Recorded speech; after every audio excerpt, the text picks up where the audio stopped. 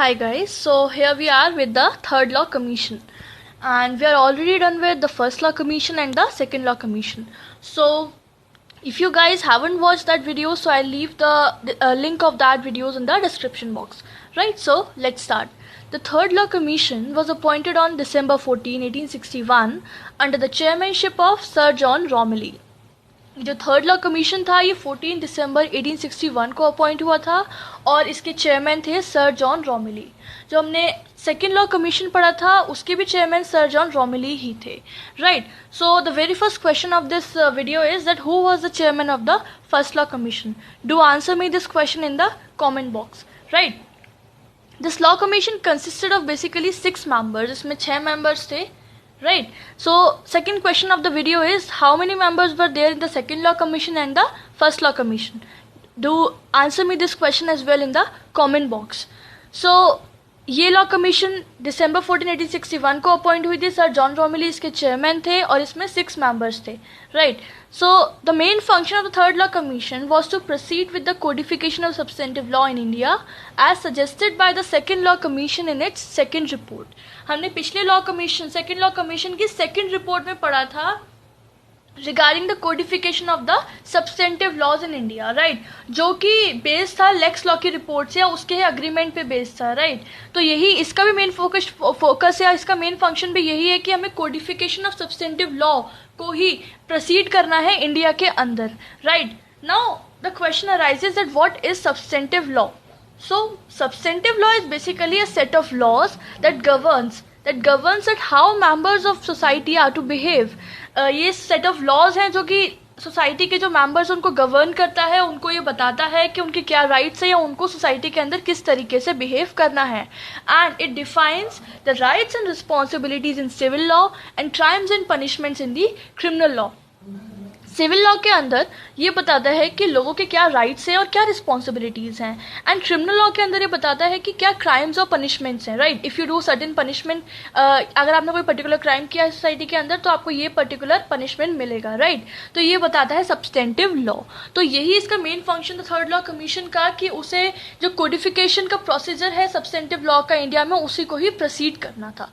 Right, and it is based, it is suggested by the second law commission in its second report.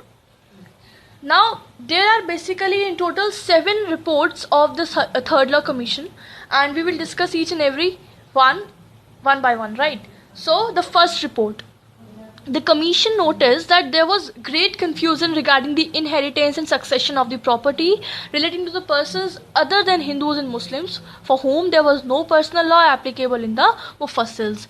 ये commission ने जब form out हुआ था तो इसने सोसाइटी के अंदर ये देखा था कि सोसाइटी में इनहेरिटेंस और सक्सेशन के पॉइंट से रिलेटेड बहुत ज़्यादा कन्फ्यूजन्स थे. ठीक है, inheritance and succession of property.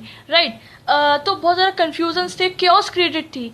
ठीक है, रीजन बिहाइंड क्या था कि और ये किससे रिलेटेड पर्सन्स का था, persons other than Hindu and Muslim. मतलब हिंदू और मुस्लिम के अलावा जितने भी लोग हमारी सोसाइटी में रहते थे, जिन जिन रिलीजन के लोग हमारी सोसाइटी में रहते थे, लाइक क्रिश्चियंस हो गए या एटसेट्रा, उनसे रिलेटेड इशू था regarding the inheritance and succession. और इसका बेसिक रीज़न ये था कि उन लोगों का कोई पर्सनल लॉ फॉर्म आउट नहीं थे. राइट, हिंदूज और मुस्लिम्स के तो पर्सनल लॉज हैं लेकिन उन लोगों के कोई भी पर्सनल लॉज नहीं बने हुए थे. इसी वजह से उन लोगों को काफ़ी सारे कन्फ्यूजन्स थे इनहेरिटेंस और सक्सेशन ऑफ प्रॉपर्टी से रिलेटेड. नाउ इनहेरिटेंस और सक्सेशन होता क्या है? Succession is basically like if a particular person dies and leaves his property without an heir. So at that point of view the question arises that who is the next successor of that property. And inheritance is basically that who is particular having a interest in the particular property. मतलब किसका interest उस particular property में. So these are the 2 points of related to property, inheritance and the succession. Right, so therefore it prepared a draft on inheritance and succession and submitted it to the Legislative Council in 1863. इसी उस पर जो third law commission था उसने अपने first report के अंदर inheritance और सक्सेशन से रिलेटेड 2 ड्राफ्ट प्रिपेयर किए थे. ठीक है, और लेजिस्लेटिव काउंसिल को सबमिट किए थे 1863 में. ठीक है, दोबारा देखते हैं. इस सारे क्योस को देखते हुए, इसको नोटिस करने के बाद फर्स्ट रिपोर्ट जो निकली थर्ड लॉ कमीशन ने उसके अंदर उसने ड्राफ्ट प्रिपेयर किए थे इनहेरिटेंस और सक्सेशन से रिलेटेड और उन्हें लेजिस्लेटिव काउंसिल को सबमिट किया था 1863 को. ठीक है. As a result with a few changes in the draft Indian succession act was passed. और कुछ चेंजेस करने के बाद इस ड्राफ्ट के अंदर Indian succession act finally pass किया गया था. ठीक है. And it was passed on March 3 1865 3 March को इंडियन सक्सेशन एक्ट फाइनली हमारा इस्टेब्लिश इनैक्ट हो चुका था. ठीक है. So this was considered as one of the important contribution of the third law commission. देखिए यहाँ पे आप देख सकते हैं कि बहुत बड़ा कॉन्ट्रीब्यूशन हमारे इंडियन लीगल सिस्टम में इस कमीशन ने दिया है कि हमारा इंडियन सक्सेशन एक्ट पास किया गया था. ठीक है. The succession act was subsequently revise in 1925. 1865 में सबसे पहले इनैक्ट किया गया था. 1925 में इसे रिवाइज किया गया था. But however the Hindus are presently governed by the Indian succession act 1956.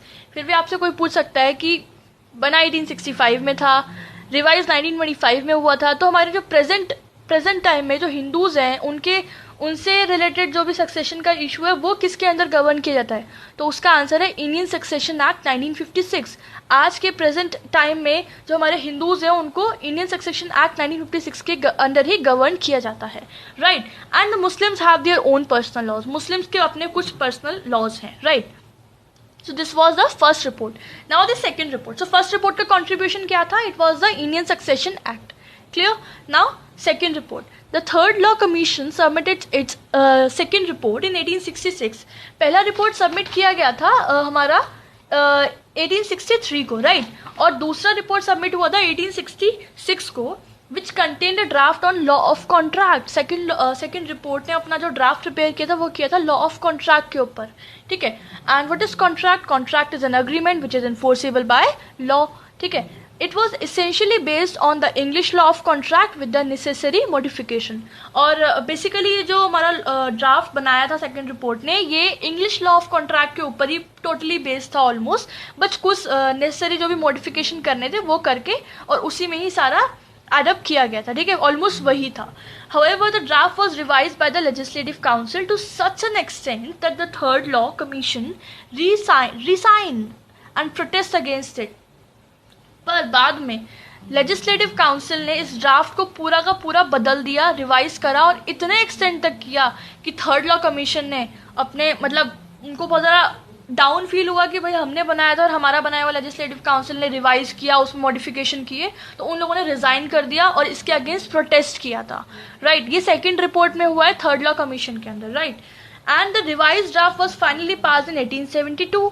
और फाइनली जो लेजिस्लेटिव काउंसिल ने जो रिवाइज किया था ड्राफ्ट, जो कि इसने बनाया था हमारे थर्ड लॉ कमीशन ने, उसको रिवाइज करा था, जो फाइनली पास हुआ 1872 में, जिसको कहा जाता है इंडियन कॉन्ट्रैक्ट एक्ट, जो कि हम आज तक पढ़ते हैं हमारे LLB में. राइट. Indian contract act 1872. ठीक है. तो अभी तक हमने दो चीज़ें देखी. फर्स्ट रिपोर्ट ने क्या कंट्रीब्यूशन किया था? Contribution of Indian succession act. And second report ने contribution of the Indian contract act. Now the third report of the third law commission contained a draft of negotiable instrument bill. ठीक है. The report was submitted in 1867 and it enacted as the Negotiable Instruments Act in 1881. जो third report थी third law commission की, उसने draft submit किया था negotiable instrument bill के regard में. ठीक है. नेगोशिएबल इंस्ट्रूमेंट्स कोई भी हो सकते हैं, लाइक प्रॉमिसरी नोट्स हो गए, बिल ऑफ एक्सचेंज हो गए, चेक हो गए, एट्सेट्रा एट्सेट्रा. सो इनसे रिलेटेड जो बिल है वो ड्राफ्ट किया था. ठीक है. इसने थर्ड लॉ की जो रिपोर्ट थी वो सबमिट की गई थी 1867 में और फाइनली जो नेगोशिएबल इंस्ट्रूमेंट एक्ट था वो इनेक्ट हुआ था 1881 में. Right. So it is a law relating to negotiable instrument like promissory notes, bill of exchange, checks, etc. ठीक है. So third report का क्या contribution था? Negotiable Instruments Act 1881. Now the fourth report. The fourth report, which was submitted by Commission, did not contain any specific draft on any code. ये कह रहे हैं कि फोर्थ रिपोर्ट बेसिकली जो commission third law commission ने जो submit की थी उसमें कोई स्पेसिफिक ड्राफ्ट कंटेन नहीं है. लाइक जैसे हमने बात किया कि फर्स्ट में था हमारा इनहेरिटेंस और सक्सेशन के ऊपर, सेकंड था कॉन्ट्रैक्ट्स के ऊपर, थर्ड है नेगोशिएबल इंस्ट्रूमेंट के ऊपर, फोर्थ में ऐसा कोई स्पेसिफिक ड्राफ्ट नहीं है. But it contain the opinion of the law commission on the draft of the law of contract. इसने यही अपना ओपिनियन दिया था इसमें लॉ कमीशन को regarding the draft of the law of contract. Right. Now the fifth report. The fifth report of the Third Law Commission was submitted in 1868. Fifth report submit की गई थी 1868 में, ठीक है. And it contain the draft of evidence bill. इसमें evidence bill का draft दिया गया था. However, the draft on evidence bill submitted by the Commission was not approved by the Legislative Council of India, which considered it inadequate and ill-arranged. यहाँ कह रहे हैं कि जो evidence bill fifth report of third law commission ने जो submit की थी, ठीक है, उसको लेजिस्लेटिव काउंसिल ने अप्रूव ही नहीं किया. ठीक है, अप्रूव नहीं किया. ये कहा कि इनएडिक्वेट है, इल अरेंज है, इसमें काफ़ी सारी लैकिंग्स हैं, right. And then later on the evidence act was enacted in 1872. 1872 में हमारा एविडेंस एक्ट इनैक्ट किया गया था. ठीक है, एविडेंस एक्ट क्या होता है? This act basically contains a set of rules and allied issues governing admissibility of evidence in Indian courts of law. Basically admissibility दिखाई जा रही है, एविडेंस का क्या बेसिक इंपॉर्टेंस है हमारे इंडियन कोर्ट्स ऑफ लॉ के अंदर. ठीक है, it shows and that all comes in the evidence act, right. So this was the fifth report. Clear? तो इसमें क्या बोला था, इसमें क्या पास हुआ है, क्या कंट्रीब्यूशन है एविडेंस एक्ट का. ठीक है, नाउ दो रिपोर्ट और बची हैं and they are very very small. Now the sixth report. So the sixth report of the Third Law Commission, which was submitted in 1870, contained the draft on transfer of property bill, या हम आज बोलते हैं उसको TOPA, transfer of property act, right. Sale of goods act में आता है, right. तो सिक्स रिपोर्ट थी इसमें. 1872 में इसकी रिपोर्ट सबमिट की गई थी. ठीक है, और इसमें क्या कंट्रीब्यूशन था, कौन सा ड्राफ्ट प्रिपेयर किया गया था? Transfer of property bill. ठीक है, and the last seventh report, the Third Law Commission submitted its last seventh report, which contained a revised draft of the CRPC, that is the Code of Criminal Procedure.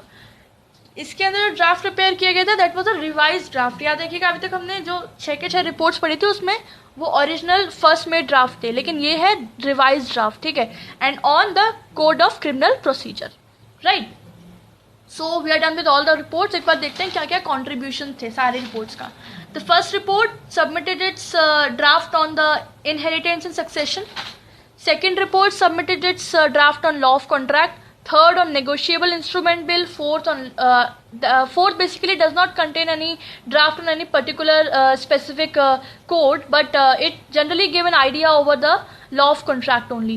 Fifth report gave its draft over the evidence bill. Sixth on the transfer of property bill, and the last seventh on the CRPC, and it was a revised draft. ठीक है, so it's all done. We are done with the complete Third Law Commission. Guys, I have to tell you one thing, that you have to keep in your mind that किस किस year में, पहली बात तो ये याद रखना है किस किस ईयर में आपने पर्टिकुलर रिपोर्ट कब कब सबमिट हुई. लाइक सेकंड रिपोर्ट 1866 में हुई थी, थर्ड 1867 में हुई थी. तो एक तो आपको ये याद रखना है, दूसरा कि क्या क्या इसके बेसिक कंट्रीब्यूशन थे. ठीक है, ये चीज़ें याद रखनी है और यही आप अपने लैंग्वेज में बना के लिख देंगे. So it's all easy. Basic main content देखा जाता है, लैंग्वेज आपकी हो that doesn't matter. Otherwise I have made the notes बहुत सिंपल मैनर में और बहुत परफेक्ट नोट्स है, आप इधर ही फॉलो कर सकते हैं अपने एग्जाम्स के लिए. ठीक है, so it's all done with the third law commission. It was very simple, very easy. एक दो बार पढ़िए, चीज़ें अपने आप याद हो जाएंगी. ठीक है, सो नेक्स्ट वीडियो में हम लोग फोर्थ लॉ कमीशन पढ़ेंगे और कंक्लूजन देखेंगे. ठीक है, इसके बाद हमारा कोडिफिकेशन ऑफ इंडियन लॉज पूरा कंप्लीट हो जाएगा. ठीक है, और फिर एक पूरा आंसर इसका कैसे हमें फॉर्म आउट करना है वो हम तभी देखेंगे. ठीक है, so till then be tuned with the channel, right. And if you like the video then please hit the like button. Do subscribe the channel and या डू शेयर द वीडियो. ठीक है, आप वीडियो शेयर कीजिए ताकि ज़्यादा लोगों के पास videos पहुँचे और से ज़्यादा लोग इन वीडियोस का बेनिफिट गेन कर सकें, right. And if you have any query then आप उसको कमेंट बॉक्स में लिखिए, मैं उसका आंसर आपको वहीं देती हूँ. एंड या गाइज, हमारे यूट्यूब चैनल का एक इंस्टाग्राम पेज भी है, दैट इज़ lawvita_80. आप उसको भी फॉलो कर सकते हैं, वहाँ पे मैं सारे अपने वीडियोस का अपडेट दूंगी. ठीक है, so thank you so much, have a nice day, take care, bye bye.